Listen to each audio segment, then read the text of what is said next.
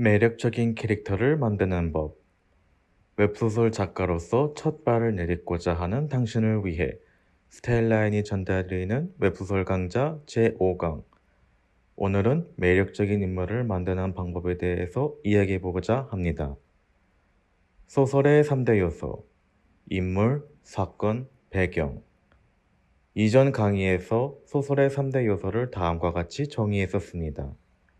웹소설에서 이 인물의 중요성은 점점 커져만 가고 있습니다. 인물이 매력적이지 않다면 사건이 흥미로워도 잘 보지 않게 되지만, 매력적인 인물은 있기만 해도 재미없는 플롯도 어느 정도는 계속 보게 만들죠. 아니, 매력적인 인물 자체가 재미있는 사건을 불러옵니다. 인물과 인물 사이의 관계가 중심이 되는 여성향 소설뿐 아니라 남성향 소설에서도 인물의 중요성이 제고된 바 있습니다. 소설 속 엑스트라의 성공 이후 시원시원한 주인공의 모든 걸 집중하는 서사 대신 등장인물들 사이의 관계와 매력으로 어필하는 소설들이 늘어났죠. 남성향, 여성향과 관계없이 캐릭터는 이렇게 중요해졌는데, 과연 매력적인 캐릭터는 어떻게 만들어야 할까요? 정말 많은 방법론이 있습니다. 캐릭터를 생동감 있게 만들어라, 입체적으로 만들어라, 캐릭터에 숨을 부어넣어라. 하지만 그래서 이걸 어떻게 해야 해? 라고 물어보면 대답이 참 어렵죠. 인물을 창조하면 캐릭터가 남고, 캐릭터를 창조하면 아무것도 남지 않는다는 말이 있습니다.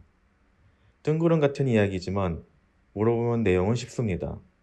정말 매력적이고 흥미로운 인물을 창조하면 그 인물의 외면적인 요소는 너도 나도 참고하는 클리셰가 됩니다. 하지만 그 클리셰만을 조합해서 캐릭터를 만들면 잊히게 된다는 거죠. 그럼 인물과 캐릭터의 차이는 어디에서 올까요? 그건 다음 4대 요소를 통해서 알아볼 수 있겠습니다. 인물의 4대 면모. 외면, 과거, 의외성, 욕망. 외면은 겉으로 보이는 캐릭터의 모든 것을 의미합니다. 외모, 말투, 습관, 심지어 남을 대하는 태도도 외면에 포함되죠. 부끄러울 때 왼쪽 소매단을 만지작거린다. 표정이 없고 말이 느리다. 등 캐릭터의 유형에 대해 정립된 클리셰는 대부분 이 외면에 관한 것입니다.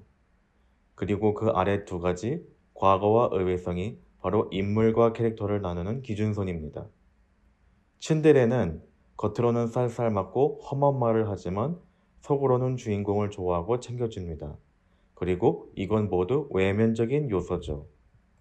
만약 이 캐릭터가 자기 속마음을 섣불리 드러냈다가 그로 인해 크게 상처받은 적이 있습니다. 그로 인해 앞으로 자기 마음을 절대 드러내지 않기로 결심했습니다. 이렇듯 현재의 외면을 만든 과거가 존재할 때 비로소 그 캐릭터는 클리셰의 집합 이상의 의미를 얻습니다. 하지만 아직 캐릭터는 평면적입니다. 이야기가 전개되면서 그 캐릭터는 평소 보여주는 외면과 다른 모습을 보여줄 수도 있습니다. 쌀쌀맞고 험한 말을 하는 캐릭터는 사실 자기가 밥을 주는 들기에 마음을 털어놓는 버릇이 있습니다. 뒷세계의 전설인 무자비한 암살자 아저씨의 최근 고민은 딸이 요새 아빠차 타고 등교하는 걸 거부한다는 것입니다. 아저씨는 딸이 벌써 사춘기인가 싶어 고민합니다. 이런 의외성은 실제 사람 같은 느낌을 주고 등장인물의 인간적인 색을 더해줍니다. 선한 캐릭터에게는 흠결을, 악한 캐릭터에게는 의외의 선함을 넣어주는 편이 효과적인 의외성이 될 수 있습니다. 외면, 차갑고 무자비한 킬러, 과거 부모님과 외국 여행을 왔다가 납치당하여 암흑가 조직의 손에 키워졌음. 의외성, 딸이 아빠차 타고 등교하는 걸 거부하는 게 고민. 욕망은 마지막에 적었지만 어쩌면 가장 중요한 것인데, 다름 아닌 그 캐릭터가 원하는 것, 이루고자 하는 것 목표입니다.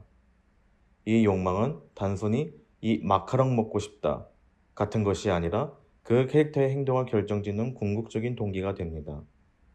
소설은 중요한 캐릭터, 보통 주인공의 욕망을 거스르는 방향을 흘러가게 되고, 거기에서부터 갈등과 스토리가 태어나죠. 외면, 차갑고 무자비한 킬러. 과거 부모님과 외국 여행을 왔다가 납치당하여 암흑가 조직의 손에 키워졌음. 의외성, 요새 딸이 아파차 타고 등교하는 걸 거부하는 게 고민. 욕망, 자신이 가지지 못했던 부모 노릇을 제대로 해보는 것. 이렇듯 인물의 4대 요소가 잘 갖춰진 캐릭터는 독자들이 공감할 수 있고 또 호평을 받는 입체적인 캐릭터가 될 수 있습니다. 그렇다면 소설에 등장하는 모든 인물들의 4대 요소를 고려해야 할까요? 꼭 그렇지는 않습니다. 선택과 집중이 중요하죠. 캐릭터 연구는 정말 오랫동안 이루어진 분야이니만큼 이미 픽션 속의 캐릭터를 7가지 역할로 분류하려는 시도가 있었습니다. 인물의 분류 방법. 주인공, 주동인물, 반동인물, 악당, 연애대상, 사이드킥, 엑스트라, 대척점. 주인공은 이야기를 이끄는 핵심이자 웹소설에서 중심이 되어야 하는 캐릭터입니다. 따라서 웹소설에서 가장 매력적이어야 하는 인물이죠. 반동인물은 주인공의 대적자이자 반대 방향으로 극을 이끄는 인물입니다. 도덕적으로 정당하나 아니냐에 따라 악당과는 범위가 겹칠 수도, 겹치지 않을 수도 있습니다. 악당은 악한 반동인물입니다. 모든 반동인물이 악당은 아니지만 모든 악당은 반동인물이어야 합니다. 조연은 스토리에 가깝게 위치하지만 스토리의 중심이 아닌 인물들입니다. 주인공에게 큰 영향을 끼치고 이야기에 움직이도록 돕죠. 연애 대상은 이름이 굉장히 직관적이죠. 주인공과 연애를 발전시키는 인물이며 장르에 따라 궁극적인 목표가 될 수도 있고 아예 존재하지 않을 수도 있습니다. 사이드킥은 주인공과 함께하여 주인공을 지지하고 도움을 주는 가장 친한 친구입니다. 웹소설에서는 장르에 따라서 일정 비중을 부여받고 나오기도 하며 아예 등장하지도 않기도 합니다. 엑스트라는 여러분의 소설 속 세상을 채우는 인물들입니다. 이름도 있고 간단한 개성도 가진 편이 세상의 생동감을 불러일으키지만 사실 너무 복잡해서는 안 되는 캐릭터들이기도 하죠. 대처점 캐릭터는 주인공과 반대 향에 선 인물입니다. 반동인물과 다른 점은 극중 역할이 아닌 캐릭터 특성 자체가 주인공과 정반대라는 것입니다.